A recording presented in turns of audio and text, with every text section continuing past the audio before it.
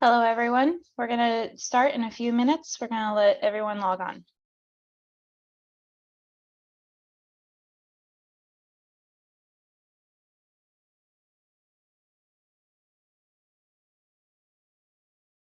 If you're just now joining, we're going to start in a few minutes to let everyone get logged on.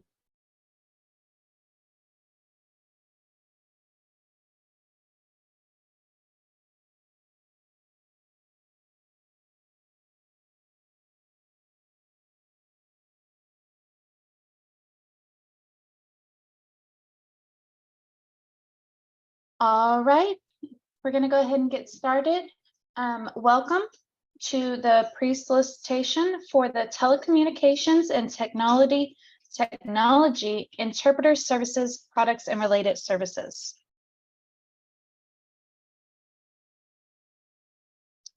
Before we get started, we're going to go over a few things. I would like to say that you can switch from your computer audio to your phone. All attendees are going to be muted. If you could raise your hand to confirm that you can hear me.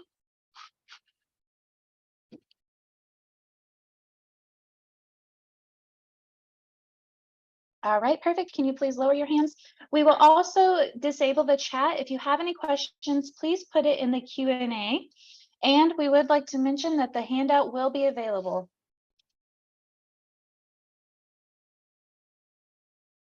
I would like to introduce the speakers today. I am Brianna Ballinger. I am a hub coordinator. We also have Vanya. She is a procurement lead. We have Stephanie Harris. She's a director for the cooperative procurements.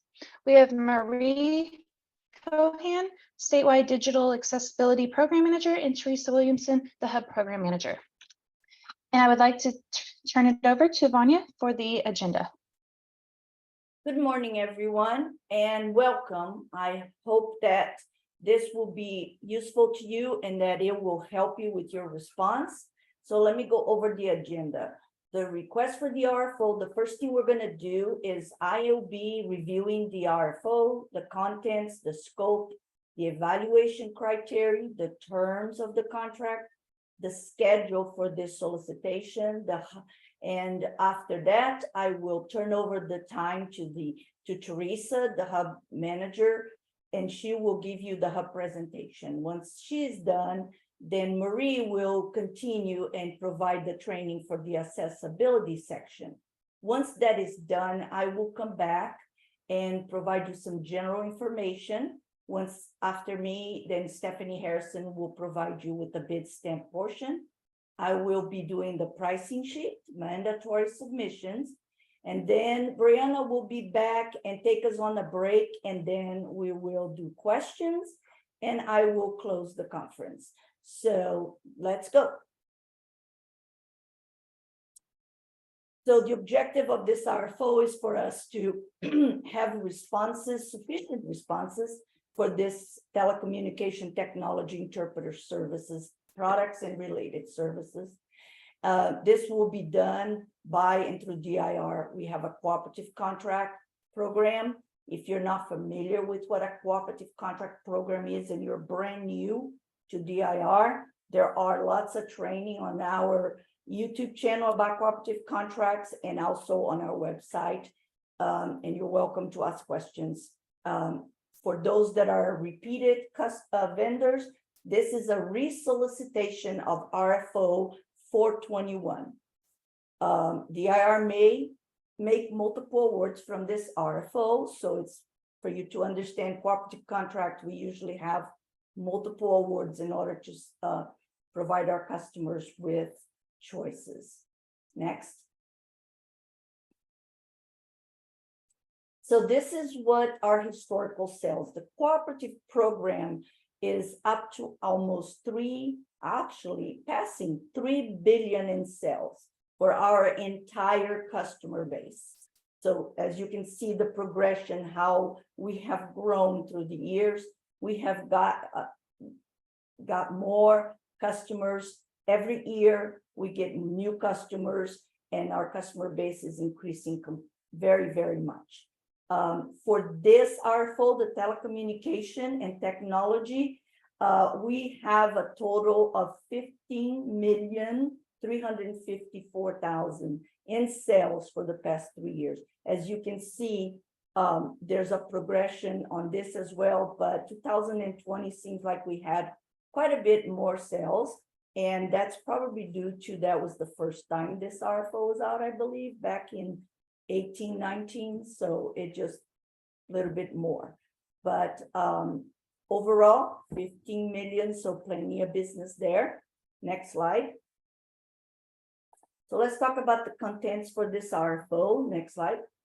So I like to make sure that as I go over this checklist, that vendors make sure that you have downloaded the entire RFO documents.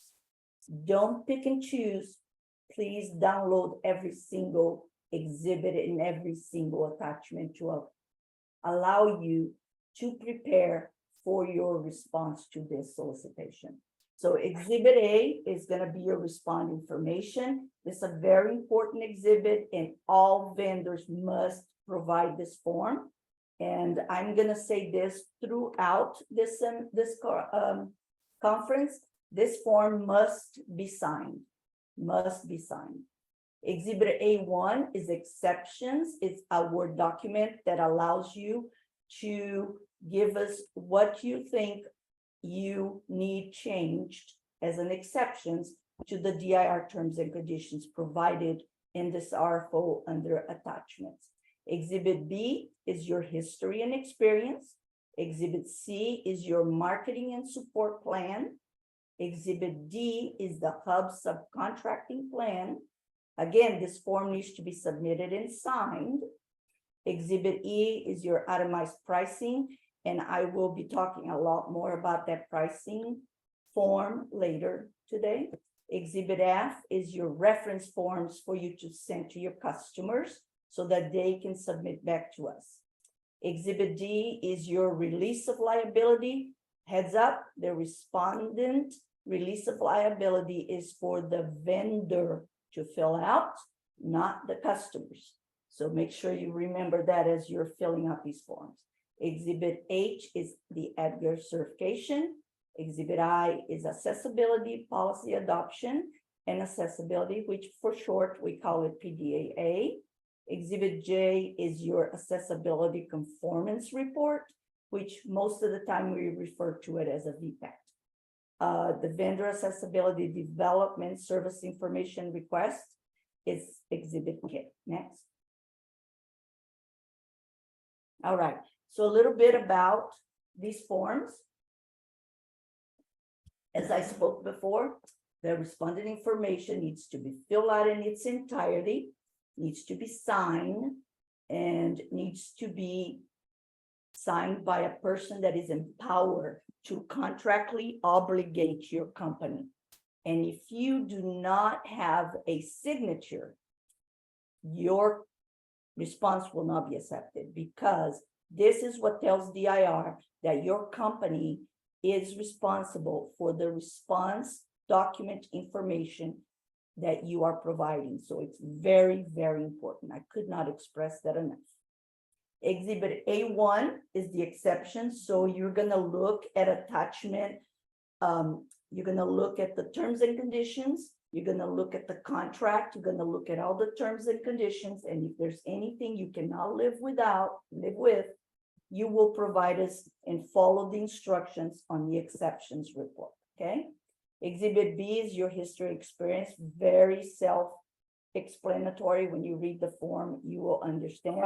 We do need you to answer every question. Okay. And make sure that you explain your history, especially if one of the things that I experienced with this form is vendors that their company has been purchased or merged, and so the year that you were formed kind of has a little bit of a gray area because your experienced years don't match your year that you were formed. You might want to bring that together and explain it in detail on that form. Next.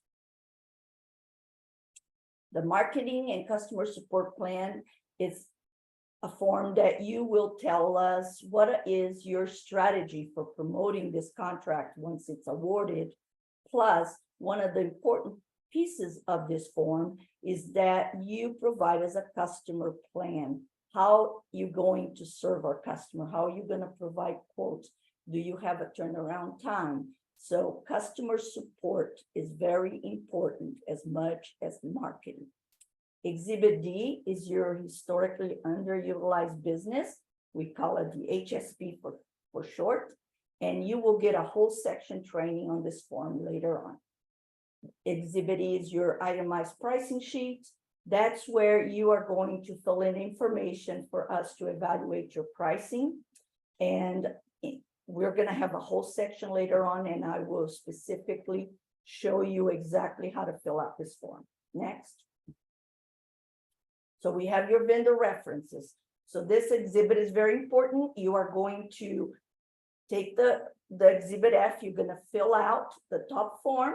You're going to send it to 3 of your customers, and you are going to instruct them, and the form provides them everything they need, and they will submit that form to DIR under the RFO email provided on this form. Respondent, you may not submit this form to DIR. Only a customer can submit this form to DIR. Also, if you have issues with customers saying they cannot provide the form, they cannot sign form, and they want to be called, have them submit a blank form with a request for a phone call. Okay? Heads up, that has happened, and it will facilitate you not having to ask those questions. Exhibit G, release of liability, as we talked about. This is the form that you, the vendor responding to this RFO, is going to fill out and to give DIR the ability to contact all the people on your forms, all the references that you're providing us, and all the cancel contracts that you have. DIR needs your release of liability so that we may contact these folks if necessary. Exhibit H is the adequate certification. You can provide this form. You need to look at section 3.6.1. It's a federal requirement for the RFO if you are going to do business with federal government or any state agencies that are being funded or have funds from the federal government. Next. So then we have our accessibility forms, the PDAA, the VPAT, and the VASR. And these forms you will get very good training from Marie later on today. Next. Now let's talk about the scope of the RFO. Next. So what we are trying to do here is provide DIR with telecommunication and technology interpreter products and service and related services. This gets a little confusing for the new vendors because we're saying services, because interpreter is service either by phone or interpreting different documents or translating documents. So there's a service there. And then we have products that allow you to use to do the interpretation, and you are going to have to sell or lease or rent these products. And then there's related service, installation, configuration, and different types of related service to the products that you are providing. Some of the services that are going to fall on the areas of healthcare, law enforcement, education is one of the biggest one for us. It's not all of it. There's going to be other areas, and if you do this type of services to other areas, you should go ahead and provide us those products and services as well. This is just a little list. It is the responsibility of the vendor to ensure that the products and service that you are proposing under this RFO meets the RFO scope. Next. Some of the products that this RFO will cover will be software, in-ear translator, chatbots, translation application, multimedia application, document translation, application for mobile digital translator readers, and other application as an end product. And this is these are just a sample, not all of it. It could be more, it could be less. So It's just a list to provide you the idea of what this RFO covers. Next. So we talked about services before. We have over the phone interpretation, we have digital translation, we have video interpretive service, webcast, video remote translation, localization of software websites online. So these are some of the services that you will be providing. Next. Related service, I talked to you guys about that earlier before. It's the things that are related to the products that you are providing, such as maintenance, support, integration, installation, training, those kinds of things. Next.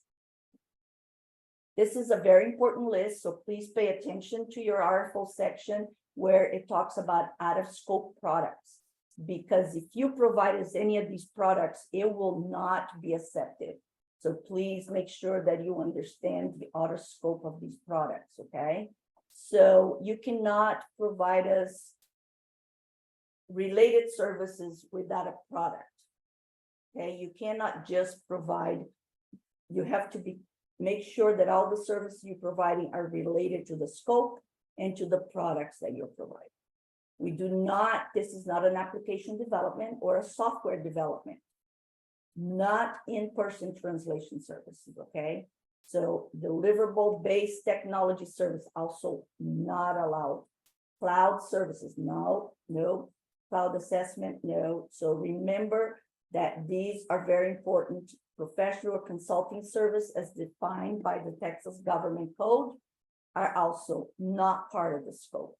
Now, one of the things that are very important that the vendors need to do is check the website for the products that are prohibited by the government. And it's posted on our website and it's constantly updated. So make sure that any products that you are providing us, any software that you're providing us is not on that list. Next. Now let's see how we're going to evaluate your responses. Next. So we have a step 1 of evaluation, and that's when we take your responses and we make sure that your responses are responsive and that you have followed all the instruction and provided us the necessary government documents for this RFO. So we make sure you have an Exhibit A completed and signed. Very important, completed and signed, Exhibit A. That you have completed a PDA self-assessment, that you have any VPADs, which ACRs, VPADs, or VADSers, when applicable, attached to your response, and that you have a hub subcontracting plan completed and signed. The financial review is next. Also a pass and fail. So if you don't pass this section, you do not move to the next evaluation phase. This is phase 1. So financial responsibility, DIR checks the Dun and Bradstreet reports. It's important that your Exhibit A has the correct DUNS number, your correct federal number, and that the address of your corporate is also the same address as on your Duns Bradstreet. This kind of slow things down if those forms don't match. So I'm just giving you a heads up, make sure that they do match. Next. So here's the evaluations, phase 2, right? So now we pass and fail. If you fail, you fail. But if you pass the first, you go to the next one. So now we're going to evaluate you by your packages. So you have we're going to do your pricing is 45% of the entire RFO. So we're going to really pay attention to that. Your history and experience is 30%, and your marketing and support of our customers is 25% of your total score. Okay, next. Now the contract. So this contract will have a term of initial 2 years. So 23, 24, 25, it's first term. It could be more depending when we award it. I'm hoping to award it this year, so that's why I'm saying 25. And then you have 1 renewal for 2 more years, which will take you to 27. And then we have DIR has the option to renew it for 1 more year, which will be 2028. 2.8, how DIR has the option to extend the contract at any time, because just in case something happens, law changes, we have to do a new RFO, we need to extend it because we need more time. This would allow us to do that. Next. Now, this is section 7, is very important. The contract website requirements. Every vendor, if you're already a DIR vendor, you know this. If you are not, DIR requires that each vendor carries a contract web page, and on that contract page, you will put in your price lists or a mechanism to obtain this pricing or quotes to our customers. The MSRP list or the list price, either way, and the DIR customer price, which means it will have the discount plus our DIR fee. Then you have your warranty, your return policies. Now, for vendors that are going to provide some kind of service level agreements or end user license agreements, we might require you to also post those to your website because they change constantly. And it's important that our customers are aware of that. So just a note there. Next. Now the RFO schedule for today. Here we go. Next. So we're going to publish, we already published the RFO on May 8th. Today's May 17th is our pre-solicitation conference. Deadline to submit questions for this RFO is May 23rd, next week. All questions needs to be submitted through Bidstamp, our vendor response portal, and you will get a whole training about that later on, but just keep that in mind. The deadline for this RFO is June 6th at 2 p.m. Now, remember, we have an online response portal with a electronic clock. So if you try to push that submit button at 2:01, it is not going to let you. So I strongly recommend that all of your submission be done by June 6th at 9 a.m. just in case something goes wrong and you need time. Also, all the references will come in and they are due at the same time as the RFO opens. We're going to do our administrative review and evaluations between June 7th and the 30th. We're going to start negotiation July 1st. And those are all estimated dates. DIR reserves the right to change these dates if anything happens. We know, you never know what the world is like. All right. So next. So now I like to pass it over to Teresa Williams. She's our Hub Program Manager, and she is going to talk to you about Exhibit D, the Hub Subcontracting Plan. Take it on, Teresa. Thank you, Vanya. Good morning, everyone. Thank you for joining us this morning. Again, my name is Teresa Williams, and I'm the Hub Program Manager. Next slide, please.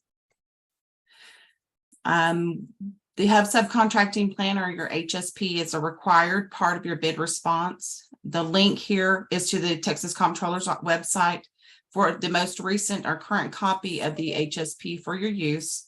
The PDF on file is editable. Next slide. Okay, all respondents, Hub or non-Hub, are required to submit an HSP. Failure to submit a completed signed HSP will cause your response to be rejected. This is a pass or fail item. There are 3 ways to complete your HSP. You will either self-perform, meet or exceed the Hub goal and complete method A, or not meet the Hub goal and complete method B.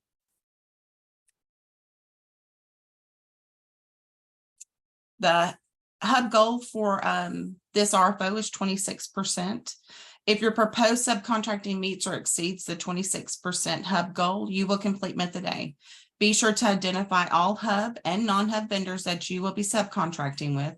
Include the anticipated dollar amounts and expected percentages. So when completing method A, you'll complete sections 1, 2, 4, and the method A, attachment A. Next slide. There we go. If you are going to subcontract below the hub goal, you'll complete method B. Be sure to solicit a minimum of 3 hub certified companies and 2 minority trade organizations.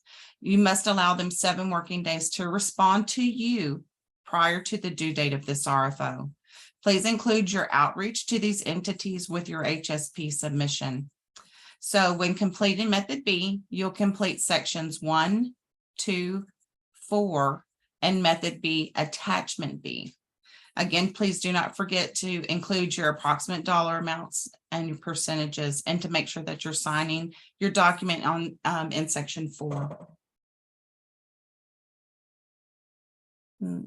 Okay, and if you're self-performing, you'll complete sections 1, 2, 3, and 4.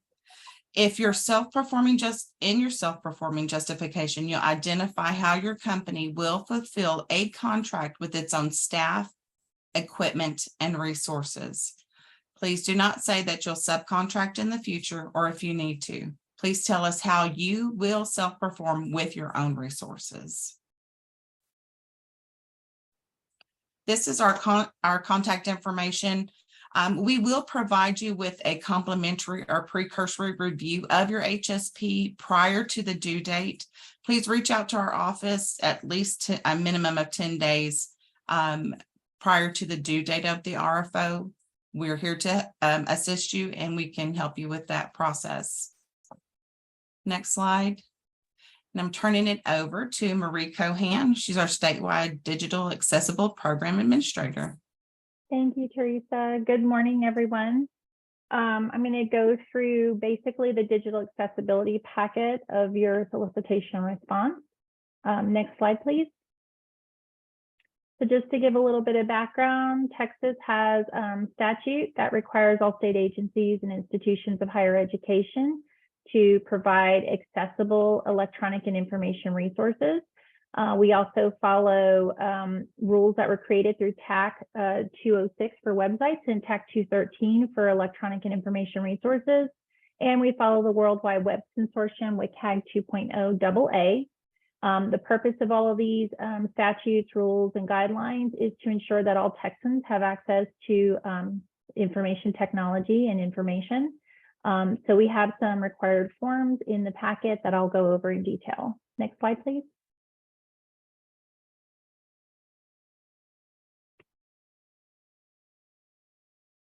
There we go. So we have 3 forms in the packet that may or may not apply to your solicitation. The first will be the policy-driven adoption of self-assessment for vendors. This is a required document regardless of your product or service in the response. So you must submit this document. It could result in a disqualification if it is missing. The other 2 forms are the voluntary product accessibility template, which is for non-COTS offerings. This is for development services. I'm sorry, I'm getting mixed up. This is for products for COTS. And this is a template. And once the template is completed, it becomes an accessibility conformance report. And then we have the vendor accessibility development services information request, or the VADSER. And this is for non-COTS and development services. Next slide, please. So I have some additional information in here regarding the required documentation. This documentation is reviewed by DIR, but it is also for the use of the state agencies and higher ed when they procure off of our contract. They do have the right through TAC to request updated documentation from vendors. They also have the discretion to require a higher level of WCAG standard. The state baseline is 2.0 AA, but there are state agencies in public higher ed that are requiring 2.1 AA. So I just mentioned that so you're aware. Let's see. And I've already mentioned that they can go back to the vendors and request updated documentation, which the vendor should reply or should provide for our state agencies and higher ed, and any additional support that the agency or higher ed may request. Next slide, please. So the policy-driven adoption for accessibility is a self-assessment for the vendor organization. This is not related to your response offerings, whether it's a service or a product. This is an assessment of where your organization is with regard to accessibility maturity. You will complete the questions on the provided spreadsheet. You will submit that spreadsheet with your response. It'll have a score at the bottom. And then we match that score to the maturity model to see where the organization is. This is not only helpful to the state, this is also helpful to vendors to see where they can improve and expand their accessibility culture within the organization. Next slide, please. So this is the maturity matrix that we are currently using. The PDAA is sponsored by NASCIO, so it is used across the country. What we look for are based on these different components within the organization. We look for whether or not the organization is in the early stages of launching. So are you including accessibility practices throughout your different divisions, procurement, technology, HR? As you move through the model, are those processes documented? Is there formalized training for your staff? Is the training repeated periodically? What if you have internal development life cycles, are you incorporating accessibility into that? What type of corrective action plans, and so on. And then the ultimate is to get to the optimized category where you have a very mature, robust, documented program and accessibility is woven in throughout the organization. Next slide, please. So we'll talk a little bit about the VPAT. It gets confusing. The VPAT is a template. It's an industry template that's provided for product owners and manufacturers to test their product against WCAG success criteria and guidelines. Once that template is completed, it becomes an accessibility conformance report. We require that VPAT 2.3 or higher be used. We request that they use the VPAT that is tied to Section 508 technical standards. There are a couple of different VPATs out there, but we require the Section 508 technical standards testing. The VPAT should be completed by someone who is very familiar with how the product tested. They do need to include on that VPAT their testing methods. And also, when you test, you'll get a conformance with success criteria result. It'll be supported, partially supported, or not supported. For anything that is partially supported or not supported, there should be an explanation in the explanation column. I strongly encourage that that column not be blank. We do get VPATs or ACRs that just have the conformance criteria in there, but they do not say what the exception was or what the difference was with how their product tested. So I strongly encourage that you provide that information, whoever is completing that, that VPAT. And then there is a notation in here from the procurement team that vendors with a high number of ACRs may submit a zip file through the RFO email. And you'll want to make sure that that zip file goes through before the closing date. Next slide, please.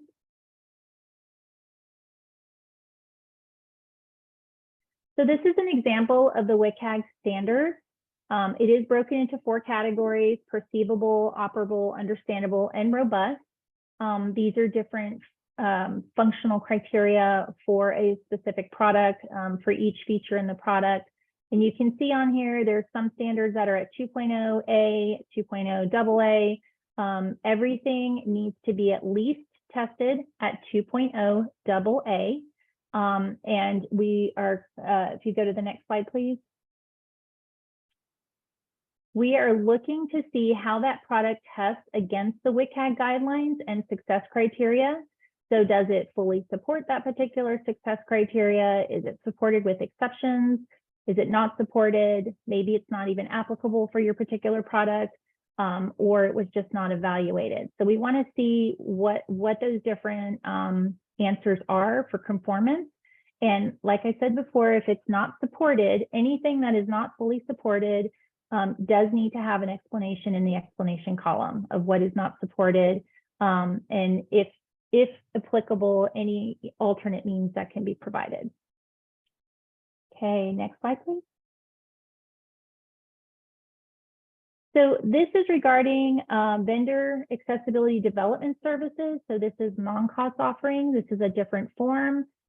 This may not apply for this particular solicitation.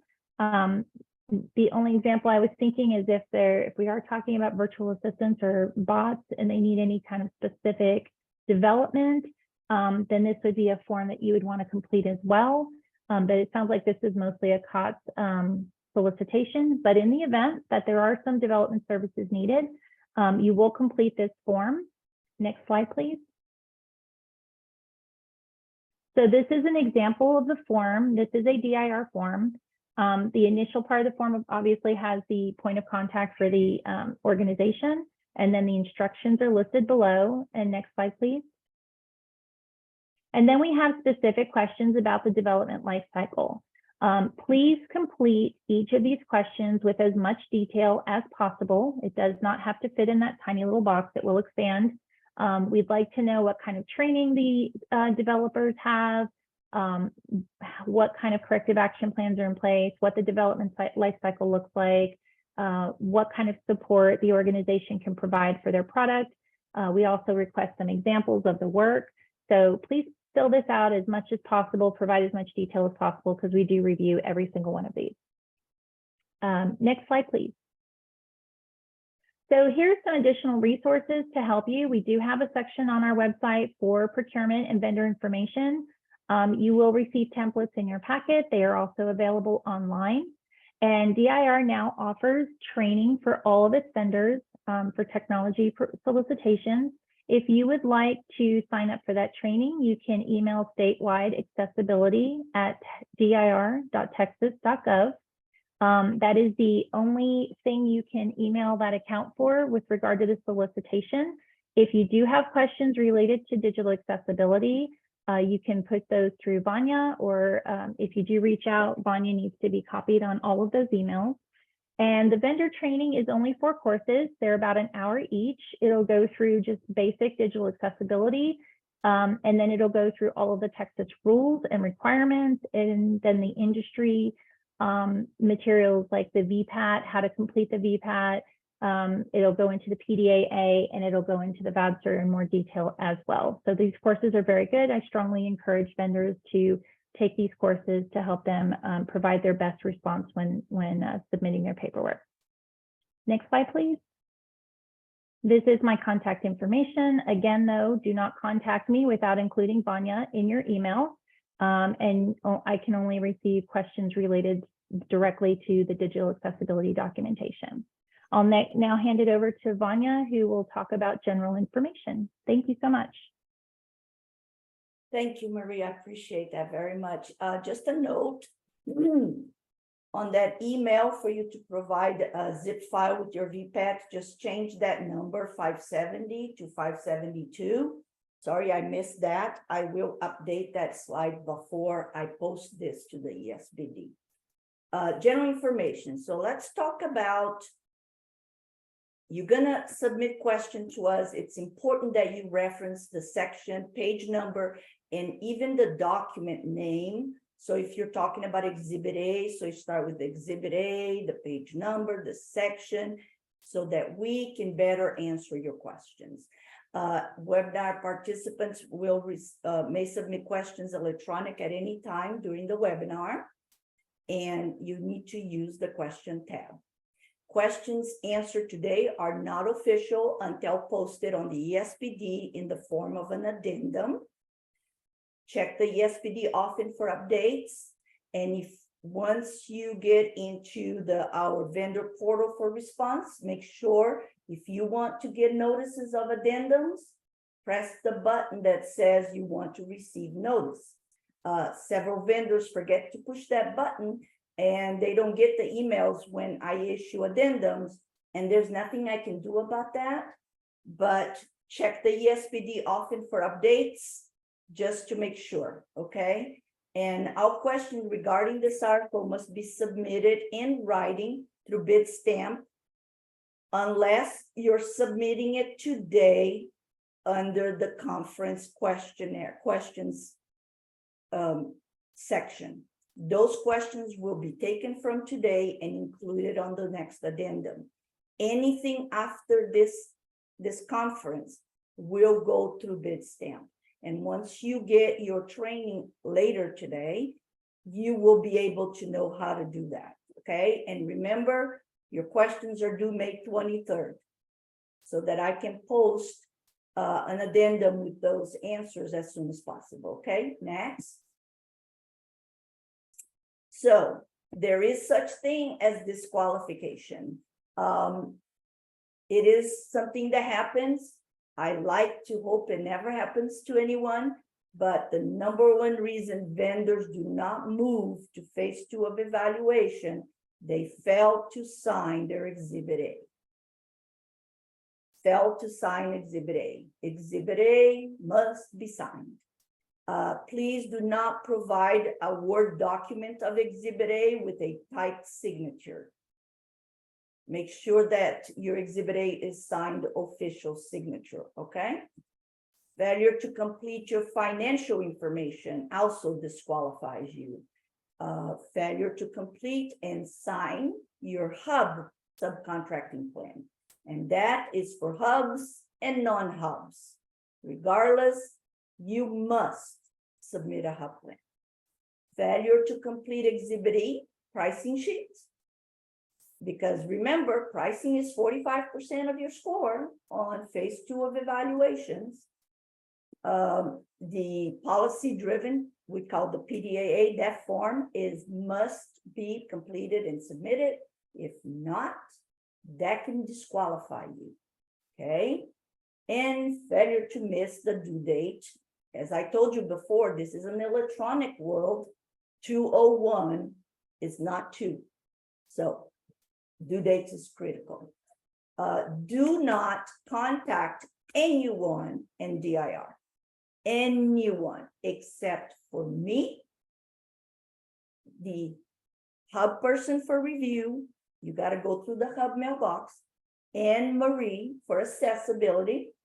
If you have any Bitstamp issues, you can contact Stephanie, but CC me. Always CC me, and I'll give you my information later on today. But just keep in mind, do not talk to any of our managers.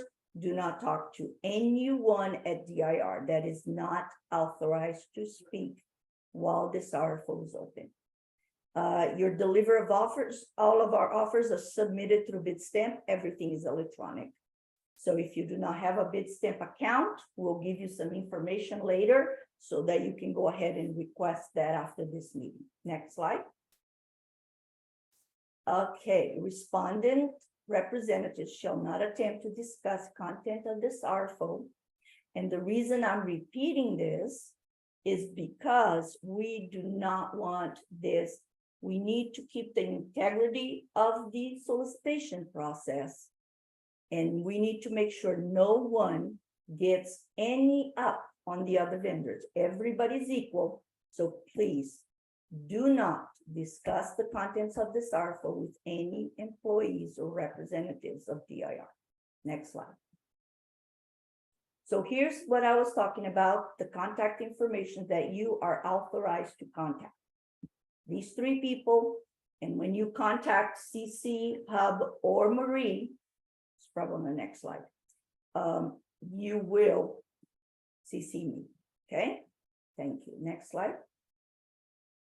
So now I like to pass this out to my boss, Stephanie Harrison. She's the Director of Cooperative Procurement, and she's going to walk you through the vendor portal system on how to respond to this RFO. You can take over, Stephanie. Good morning, and thank you, Vanya. Next slide, please. So as Vanya said, this is an electronic submission through our Bitstamp vendor information system portal.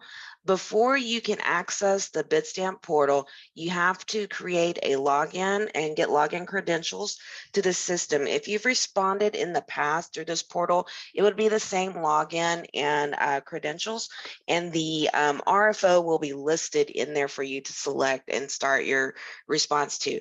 If you have never used our system, you will need to go and there's a webinar on this link here, That'll take you to a YouTube portal to actually show you how to set up your system. What I'm going to do in this session is actually talk about how you submit your documents. So you need to go and watch the video on how to set up your Bitstamp account. Set that up. Do not wait until the last minute because it is a manual approval on our end.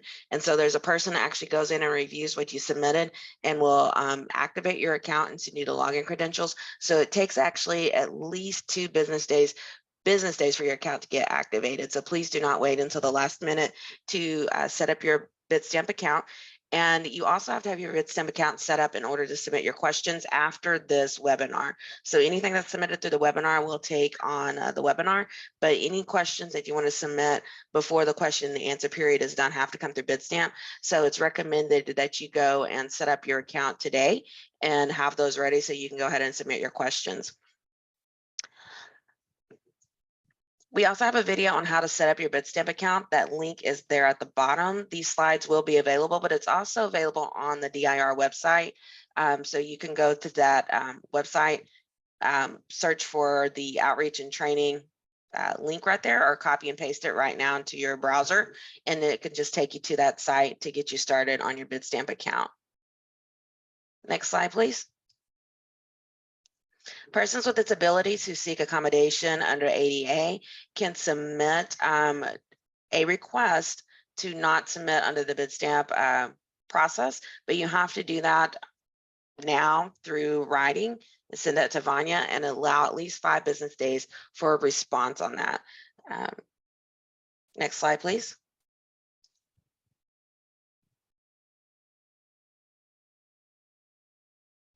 Next slide.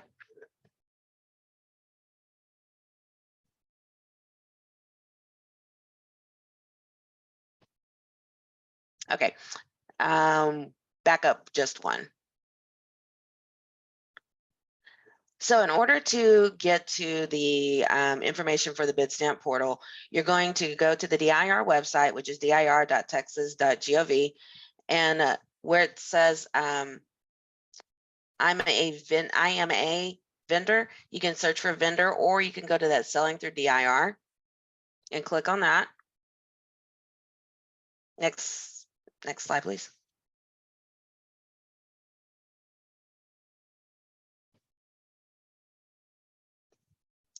And then you'll see the schedule of solicitation opportunities page. Click on that.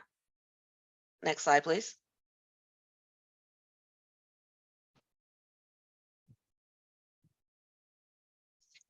And when you scroll down just a little bit, right past where it says the posting phase, there's the Bitstamp online solicitation portal. That is where you go to log in if you already have credentials. If you don't have credentials, you'll go to the right and click on that request credentials for Bitstamp access. You need to make sure that your vendor name matches what you're actually going to submit under.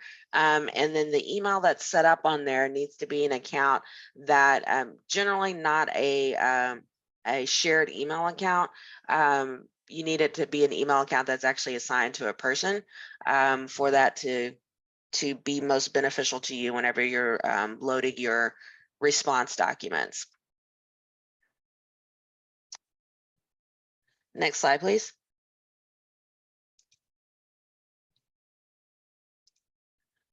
Once you have your login credentials and you've logged in or clicked on the Bitstamp online solicitation portal, it'll take you to the Bitstamp vendor login. Here you use your username and your password to log into the Bitstamp account. Next slide, please.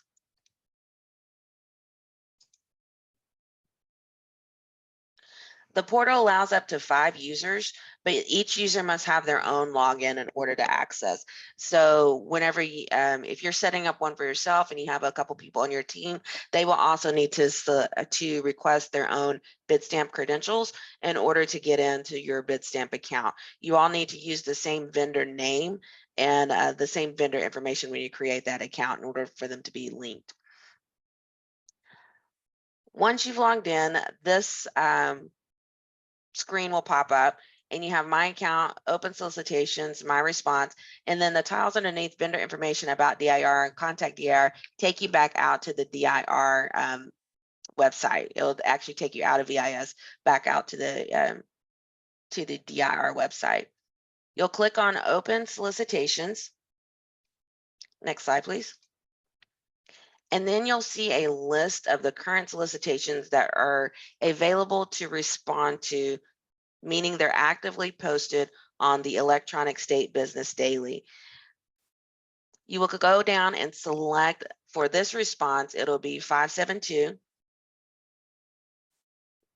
We'll correct that in the slide. It still says 570. It'll be 572 for this response. You'll select that. Next slide, please. And then this page will display that has important information about the solicitation. We'll talk about the buttons in a little bit on the next slide because that explains how you need to submit your response. Please pay attention to the date and the time the responses are due. As Vanya said, it is a date and time, and it's Central Standard Time. So at 2:01 Central Standard Time of the due date, it'll look like you're able to submit because you can still be in the portal, but the submit button will disappear. You will not actually be able to submit your response. Please allow yourself time for technical difficulties. This is an electronic submission. If you've never used it before, it's a pretty easy submission process, but we do have vendors that have problems uploading documents. It's usually due to the length of the name of your document, or you've used special characters in the name of your document file, like an ampersand or whatever is in there, a hyphen, that need to come out of the name of that. And then it has to be less than 80 characters. So the length of the name of your file will impact your upload. The size of the file will also impact the upload time. So give yourself time to get all of the documents loaded and submitted. The day of the response is not recommended to try to get all of your response documents loaded. Next slide, please. Okay, so on the previous slide, we had several buttons at the top. The respond to solicitation button or view response. So once you've started a response, it'll change to view response. This is where you can create a new response or view response that is in progress. Again, once you've started the response, it'll change to view response. It'll allow you to resume your progress on any existing RFO response. The Ask a Question button, this is the one where you go to submit your questions after this webinar. You will use that to submit any questions by the question submission deadline date as indicated in the RFO document. Subscribe to solicitation is the one that the button that Vanya was talking about.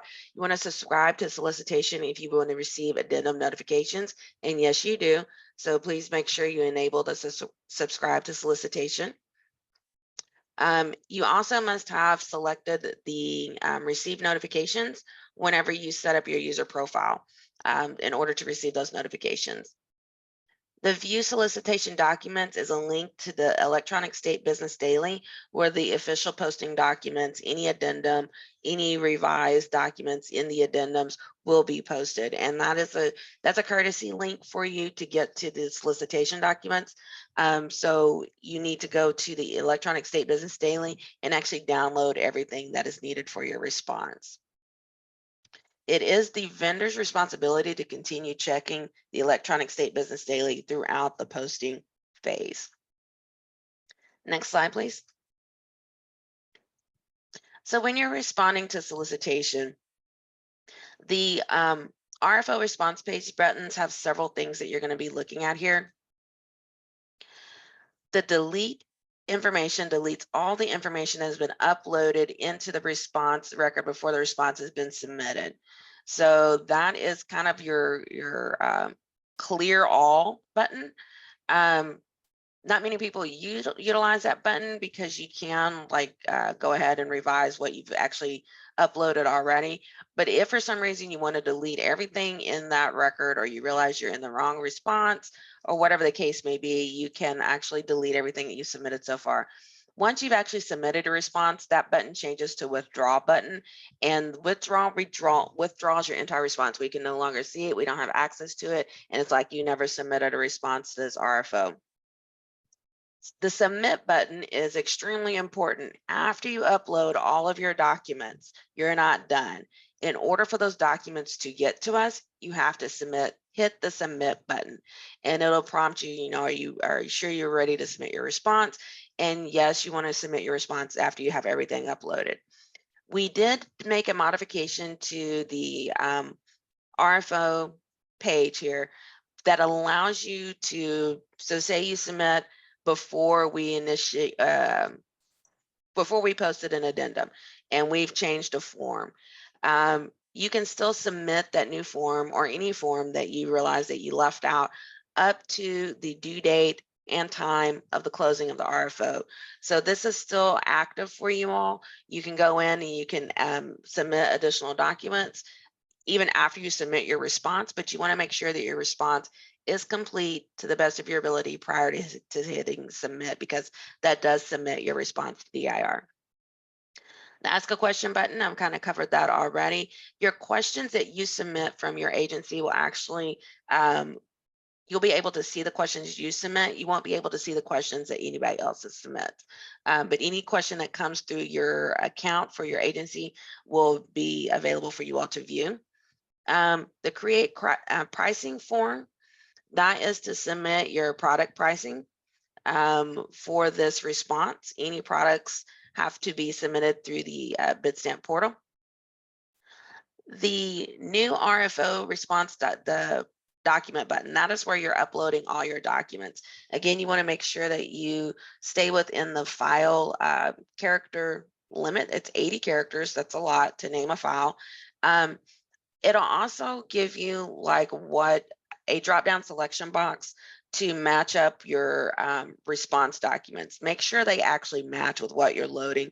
We've had a few vendors that felt like they had a complete response, but it turns out they actually did not. They submitted duplicate documents or they named it wrong and were missing documents that disqualify them from the whole process. So make sure from your end that you're submitting the correct documents, they're named properly, they're assigned properly, and that you have a complete response to the RFO prior to hitting submit button. And with that, I'm turning it back over to Vanya for next slide to go over pricing with you all. All right, so I'm gonna go over the pricing sheet. Again, it is a form that you must fill out and must submit in the spreadsheet that we have provided you. Do not PDF it. We need it as a spreadsheet so that we can manipulate the data for our evaluation process, okay? Next slide.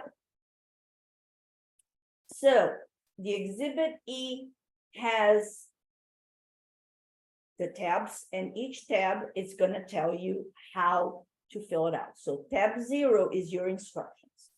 Tab 1 will be your product detail. So here are the things to know about every one of these tabs. Do not create individual tabs for different services, different products, different bands.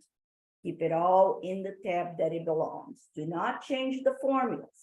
Our DIR administrative fee is already included on the formulas. So copy and paste, do not change formulas. Add lines, copy and paste, do not change the formulas. Double check your formulas on the averages and the totals, because sometimes those formulas might get copied wrong from line to line, the average formulas, not the individual product line by line formula. Do not change the spreadsheet format in any form. Do not delete anything. You can only add to it. And if there is something that you absolutely is not going to propose, just put an NA on the page so that we know that it's not that you forgot, or that it's just, we have to have confirmation that you are not bidding on that section. So just say NA, okay? Make sure to carry the brand name and average discount to tab 2, or the service name average discount to tab 2, in order to facilitate the data entry in Bitstamp.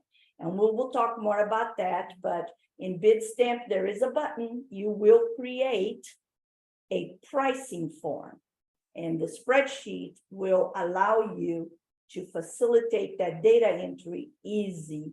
So if you follow the instructions, you should be able to create that Bitstamp pricing form easily. Next slide. So here's the first step, the product detail, okay? So the blue one is the formula. Please do not change that. The formula I want you to check is the one over here at the end, the average discount formula. Sometimes it picks up the wrong lines if you added lines, so just double check that formula.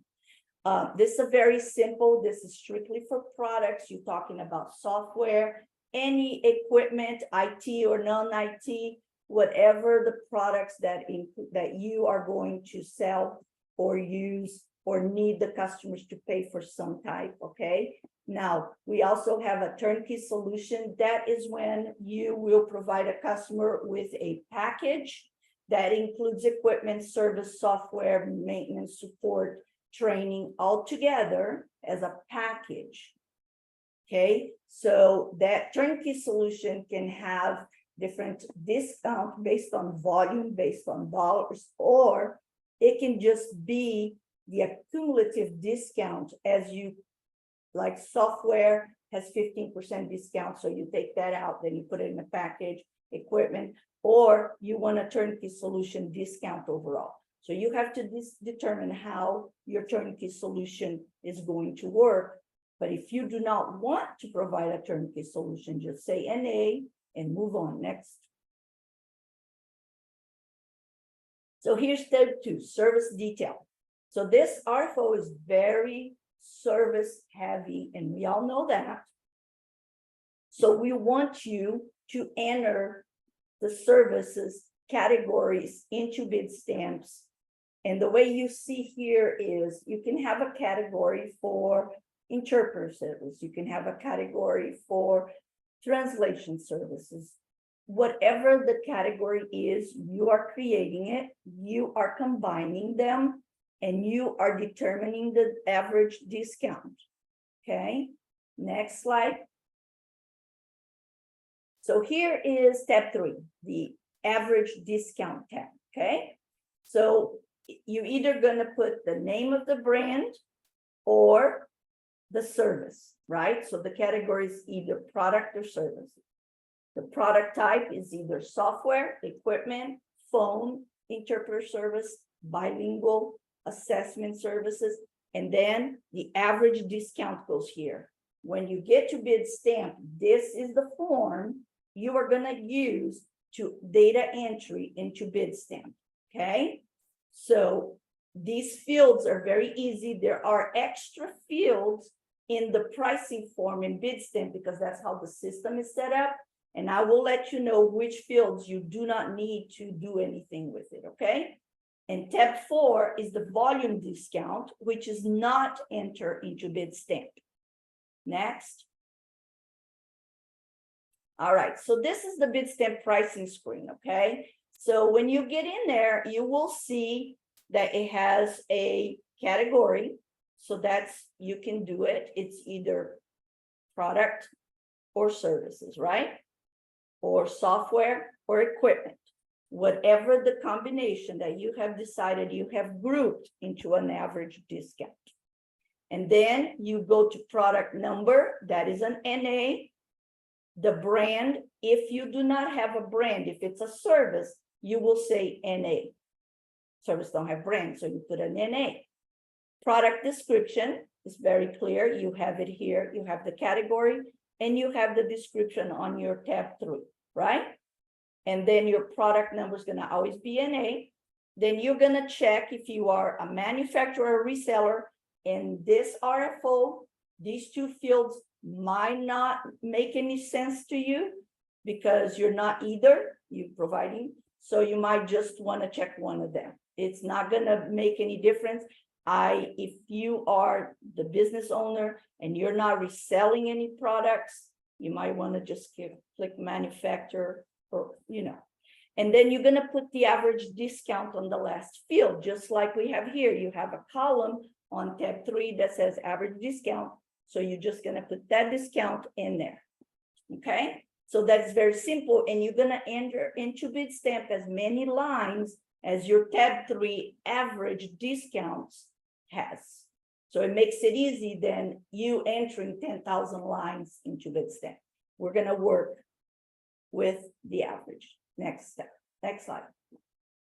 So now let's talk about the mandatory submission. So we have tons of forms, right? We provided you a lot of information, but there is certain things that you must provide us in order for your response to be accepted. And these are those must provide forms.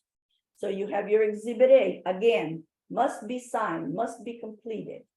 Exhibit A, Attachment 1, canceled contracts must be provided, even if it says NA, still has to be provided. A1, exceptions. If you have any exceptions, submit the form. If you don't, submit the form that says NA. No exceptions, which I like those, by the way. Exhibit B, your history must be submitted because B and C are part of your score on the second round of evaluations. So must be there.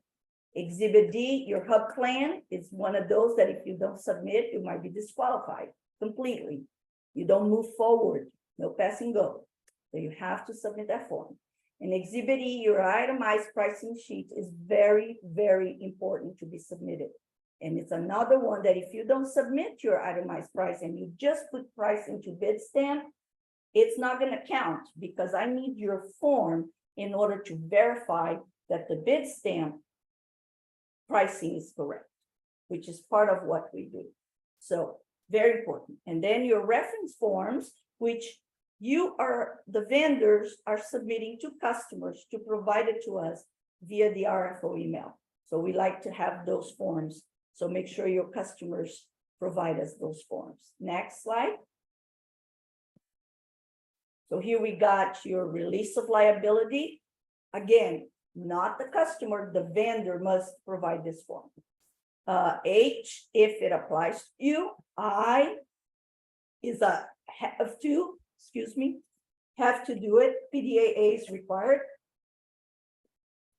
If you're selling software, VPATs are absolutely required. If you are doing any development of any type of bots or translation, whatever it is that has that requirement, you need to submit the VADSER. Letters of authorization. This is not a form, it's not an exhibit. A manufacturer letter. If you are selling a software, you must provide us with a letter that the software company says you are authorized reseller to sell that to our customers.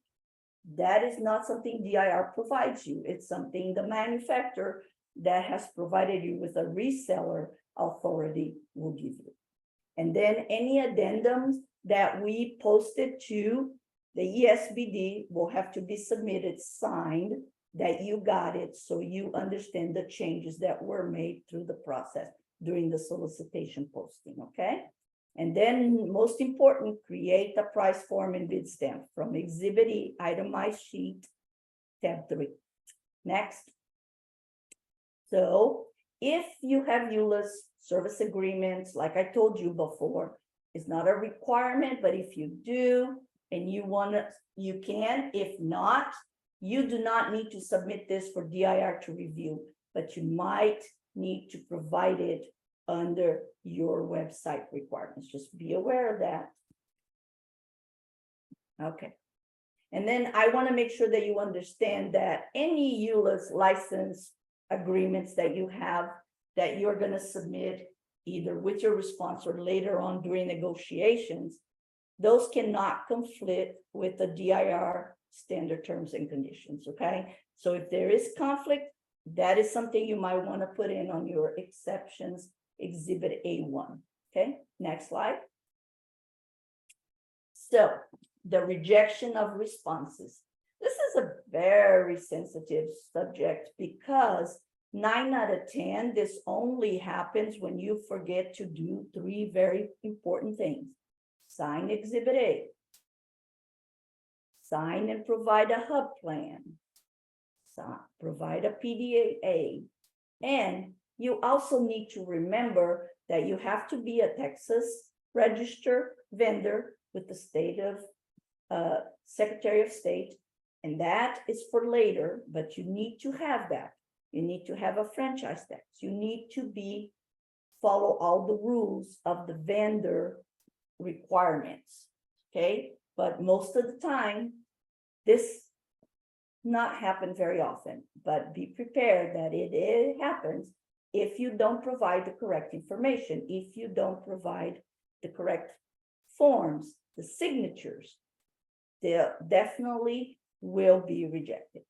And when we say waive minor technicalities, that does not include Exhibit A and hub plans, because those are legally required to be sent and signed.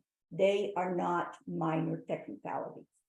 A VPAD is incomplete, we can fix that later. You have some clarifications on your hub plan, you submitted, but there's some clarification, we can deal with that later. Your Texas registration is not complete, it's not done, we can deal with that during negotiations, but those are minor, right? Exhibit A, sign is a must. Hub plan, signed is a must. PDAA, completed and submitted is a must. Just keep those in mind, okay? Next. All right, Brianna will take over now. Take it over, Brianna. We're going to take a 10-minute break. We'll be back at 11:23. Submit all your question and answers, and when we come back from the 10 minutes, we will go over the questions. Thank you.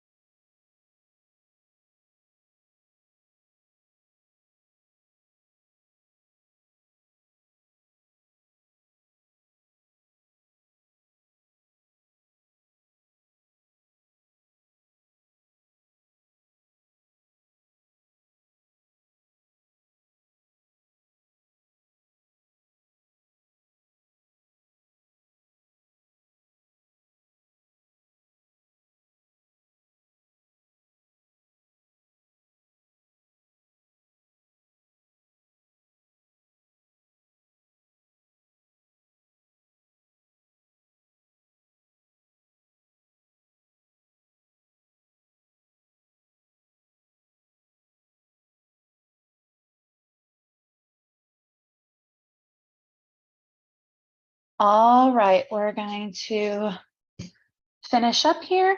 I would like to remind everyone that questions today are unofficial until they are posted to the ESBD. And you can also submit additional questions through the Bidstamp VIS.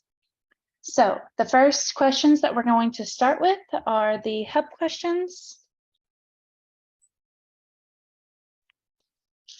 First one, regarding the hub subcontracting plan, if a bidder plans to self-perform, they do not need to complete good faith efforts, correct? Brianna, this is Teresa. Yes, that is correct. When completing a self-performing justification, you complete your hub subcontracting plan, completing sections 1, 2, 3, and 4. Okay, and then the next question is, are individual independent contractors classified as subcontractors for the purpose of this, or well, it should be RFO? This is Teresa again. The answer is yes, if you're paying that subcontractor under their IRS issued EIN. Okay, next one, do only Texas hubs contribute to the 26%? Again, this is Teresa. Yes, that 26% is notated by it's the state of Texas hub program. So it's this statewide hub certification. And that's operated through the comptroller's office, the Texas comptroller's office. Okay.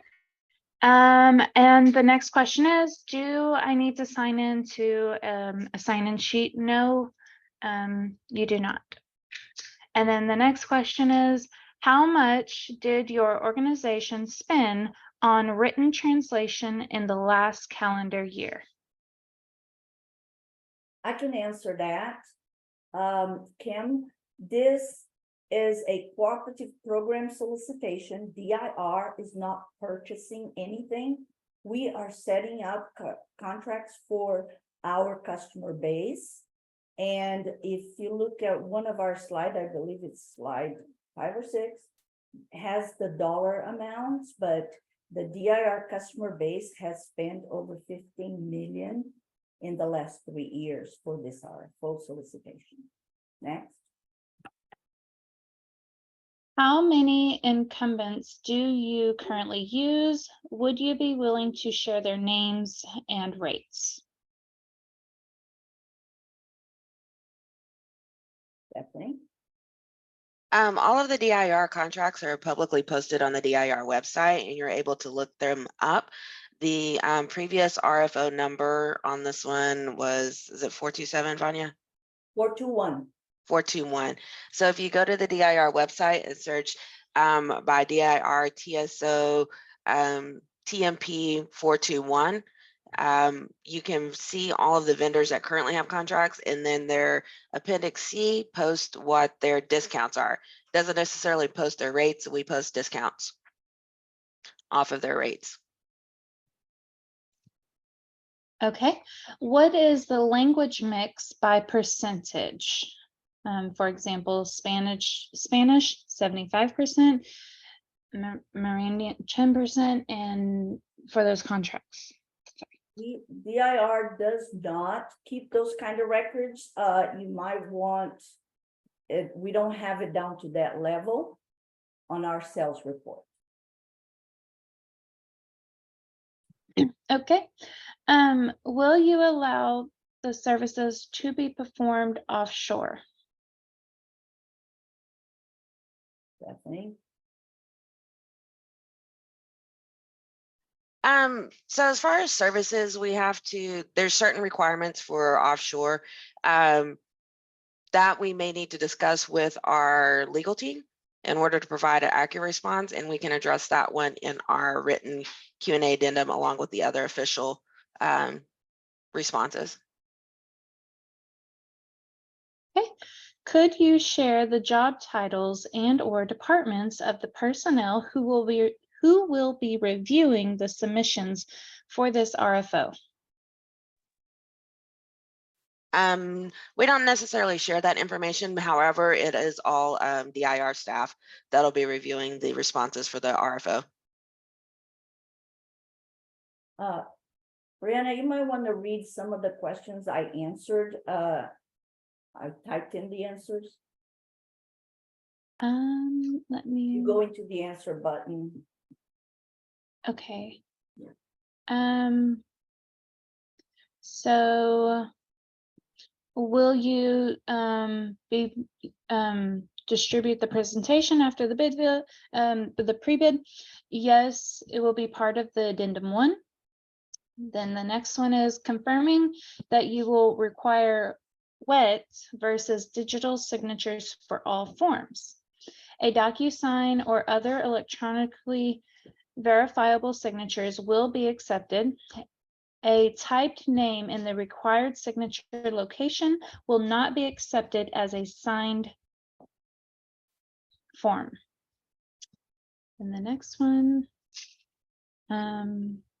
do we need to fill out LOA for interpretation equipment such as video interpretation carts, tablets, or interpreter phones? If you are selling equipment, yes, an LOA is needed. If you are using the equipment to provide a service, in this case, no, an LOA is not required.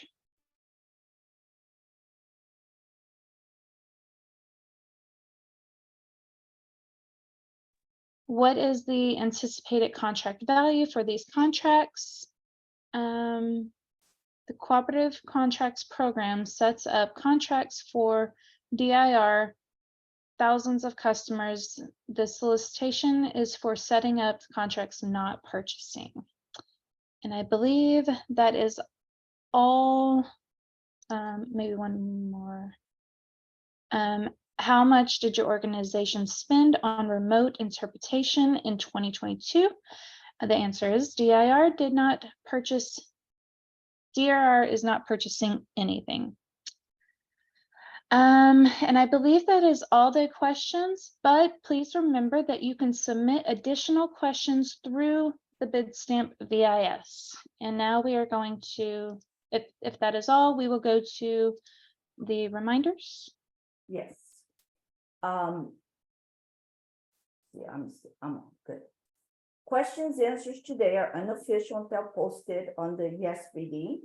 Any changes or additional information regarding this RFO will be posted as an addendum.